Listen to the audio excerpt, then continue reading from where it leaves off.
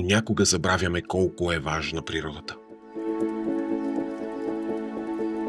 Не само заради живота, който поддържа, но и защото през нея са се формирали цивилизациите.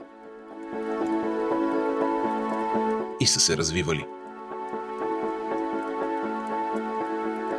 Без нея историята щеше да бъде различна.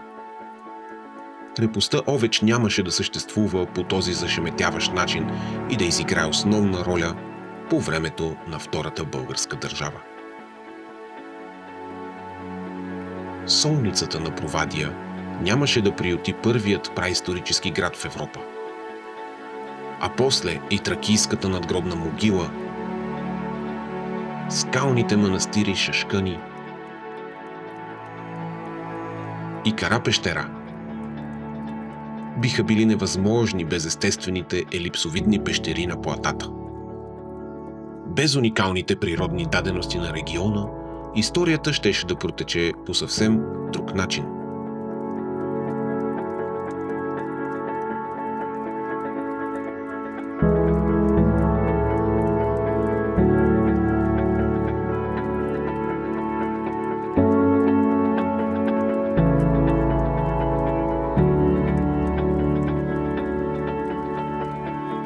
И вероятно днес на картата нямаше да присъства община Провадия.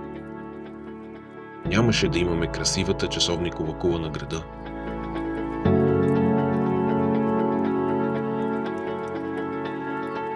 Музеите, читалищата и историческите къщи. Понякога наистина забравяме колко важна е природата. Как ни е формирала и помагала да станем това, което сме днес.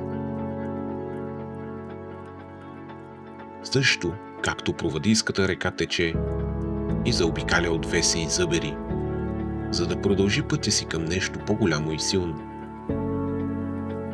Всеки камък е важен за историята, но някои камъни са положени преди човека.